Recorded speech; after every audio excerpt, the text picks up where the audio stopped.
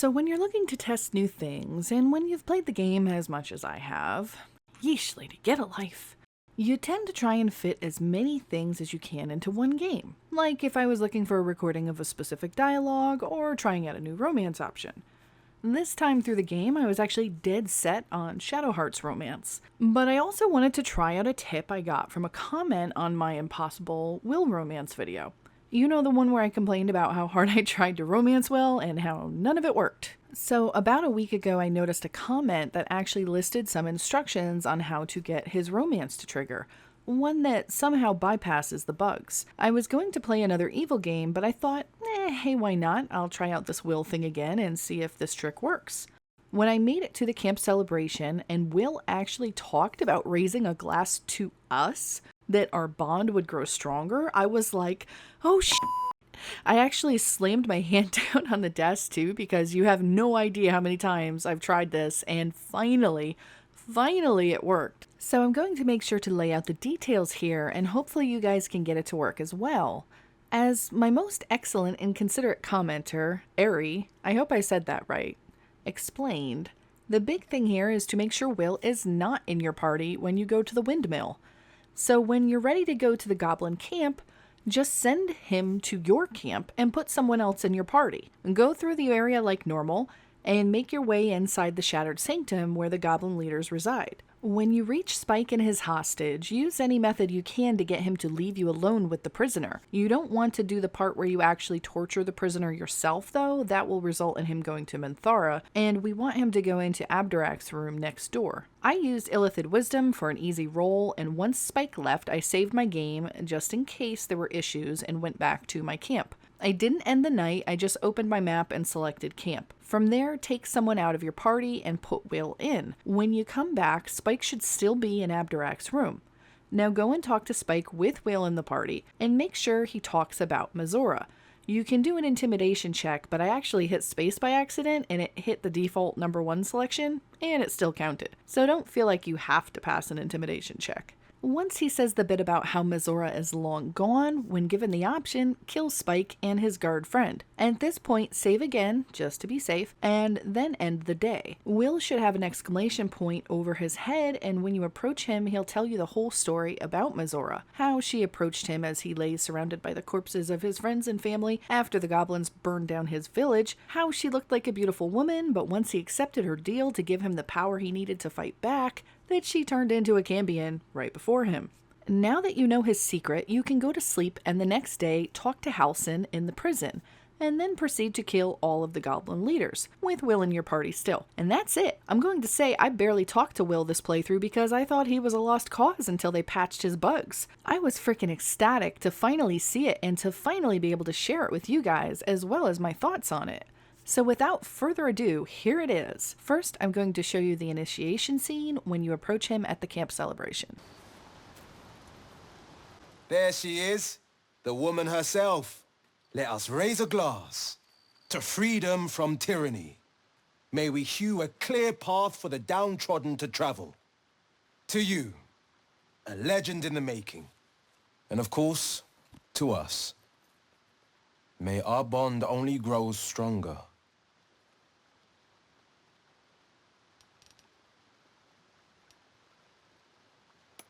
I hadn't imagined myself so subtle.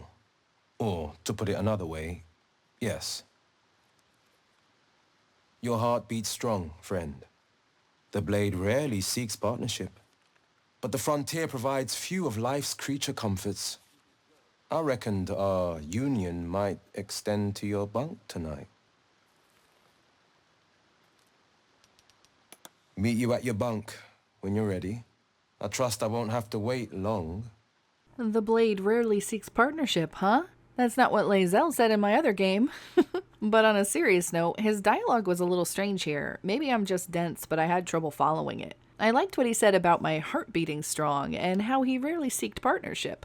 But then he talks about how there aren't a lot of creature comforts on the frontier, which turns directly into, our union might extend to your bunk tonight. It might have sounded a little bit better if he said something like, hey, we've been out walking all day, now we've got a bed, let's use it. It's alright though. Even if he comes off a little awkward there for a second, it soon turns around when he tells you that he doesn't think he'll be waiting long for you to stop by. A nice bit of confidence that I definitely appreciated. I've also got to say, I spoke with Astarion just to see what he had to say about Wyll, and I had to die laughing with this gem. I'll add it to the pile of Astarion gold. What the hell's sex? Passion? Fun?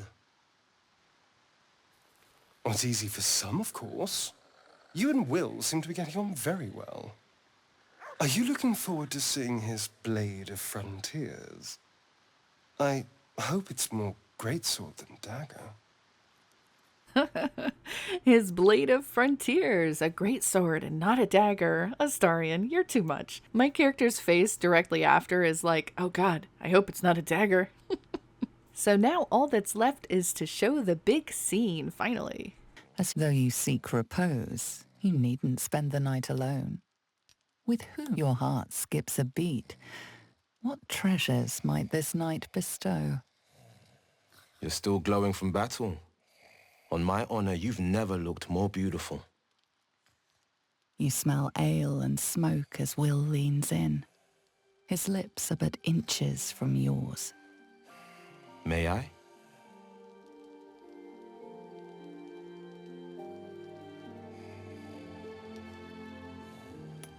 You've heard it too, then. The voice of your wanting. More powerful than any sorcery, more terrifying than any sword, for it speaks only truth. It is through wanting's magic that you know I speak true. I'm where I should be, and with the woman I want.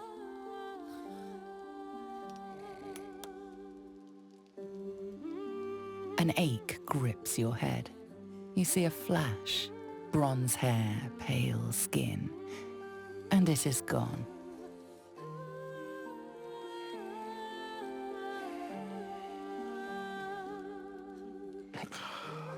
Pardon, just a bit woozy. Now, where were we? When the image comes, the pain is sharper than before, like a mind flayer scraping its claws across your skull.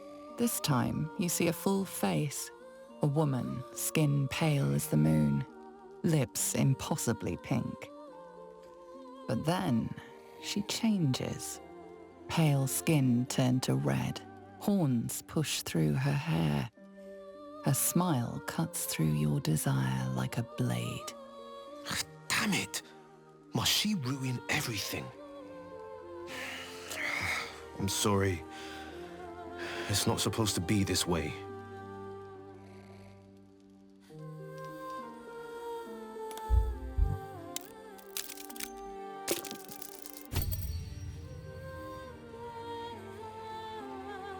Please, show me how.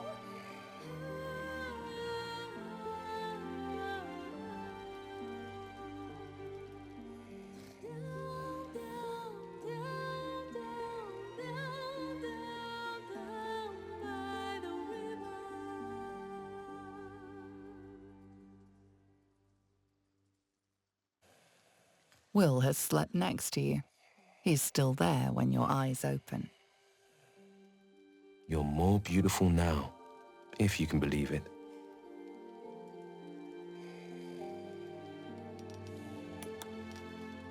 You flatter me, friend. Surely a mere trick of the light.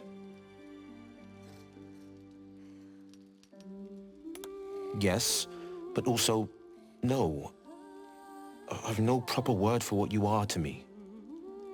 I've never tasted fruit so tender as yours, but Mizora's eyes will stray only so long. Only a free man can give himself fully. Until my pact is broken, I'm never free.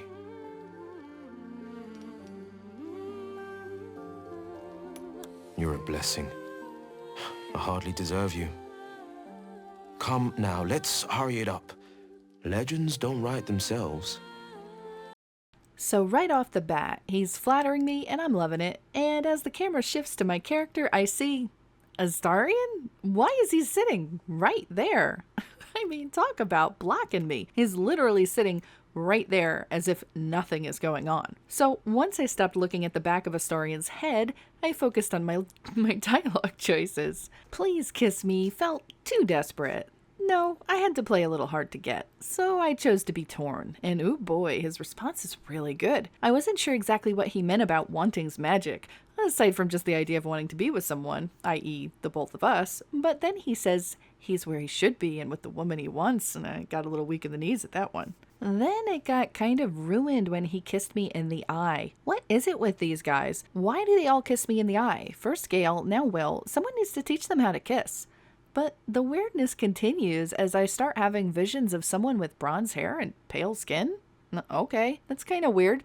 He backs up and looks like he's really stymied by something. He plays like he's just kind of drunk and tries to continue kissing me, but the visions just keep going on. And now I'm seeing a woman's face with super pink lips. What the heck, man? This is totally killing the mood for me. As her skin turns red and horns sprout through her hair, Wyll backs away, trying to cover his sending eye, or so it looked to me. It's at this point I'm thinking Mizora must be sensing what's going on and doesn't like it, so she's trying to intrude, right? Through the tadpole's power, you're able to see what he is seeing, and somehow she's taking up everything in his brain. He apologizes, unhappy with how things turned out, and you have a chance to respond. There are many options, but I chose to push that devil right out of his mind with some force. Thankfully, I passed the persuasion check, like just barely, and that brought him back over to me with Scratch smiling gladly in the background. He was happy about it, I guess. This is where things get good, and you actually get to have some alone time. He stays by your side all night long, which definitely adds an element of seriousness to his romance, and he tells you that you're even more beautiful this morning, and, I decided it was probably best to just return the compliment, tell him he looked handsome.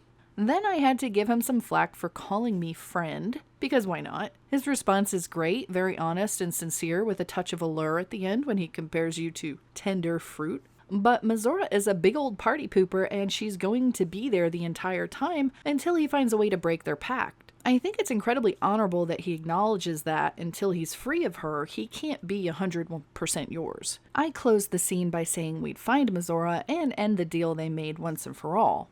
I've gotta say, this was a very pleasant surprise. For one, I didn't even expect it to happen, and then when it did, it was actually really good. I think it starts off awkwardly, but it was meant to. I can't even imagine how weird it would be to try and make out with someone with a cambion who could literally be shouting things into your head at that very moment. One also has to consider, if Mizora fell from the same nautiloid ship you were on, and was broken out of a pod, then she very likely has one of the special tadpoles as well. And that means she could even be feeling everything that Wyll was feeling and messing with him the entire time. Then there's the other possibility. Were Mizora and Wyll involved? He does talk pretty descriptively about the dream lover he envisioned, and he also mentions that Mizora looked like a beautiful woman before she turned into a cambion. It's very likely that Mizora and Wyll consummated their relationship many times, and even though I honestly believe Wyll wants nothing to do with her, Mizora might not be ready to give him up. She could be jealous. Can you even imagine how awful that would be to overcome? I would say top priority for any Willmancers is going to be to find that pain-in-the-butt cambion and get her to set him free. Heck, if she won't do it, we'll just kill her, because nobody needs to have a clingy stalker devil chick hanging around. To be sure about all this, I considered the earlier choices that I didn't pick and reloaded my save to see the alternate dialogue. No, at least not directly. She's not calling out, if that's what you mean. But wherever she's gone, she still haunts me. A ghost in all but name. Sometimes I swear I can smell her.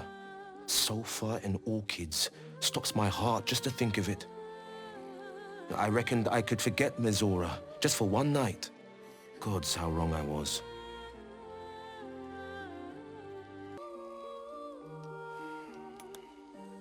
Really? I'd like that.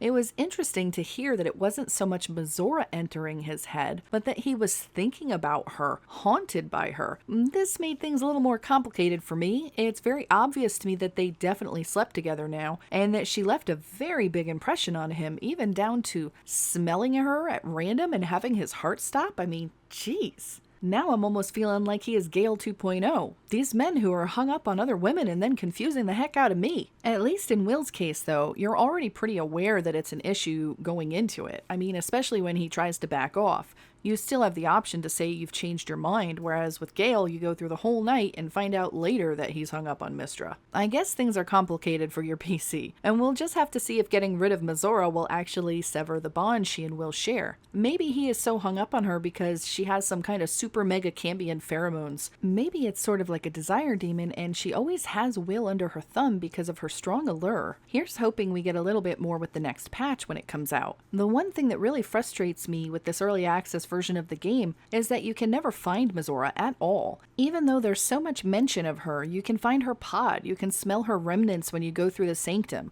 but there's no way to actually find her. We just have to wait. But still, I'm so happy to have finally seen his romance, even if it was a little bittersweet. I really like the persuasion option as well, where you can just make him forget about her for the night. Makes me feel like there's hope for this guy yet. If you've been struggling to get his romance to work, please try this method out and let me know if it worked for you. What did you think of his romance? Do you think there's too many of these men hung up on old flames? Or do you like a challenge? Now, I have to get back to my Shadowheart romance. That one is just about done, so it should be out soon. Thanks for watching, and as always, thank you for all of your comments. I'll see you later.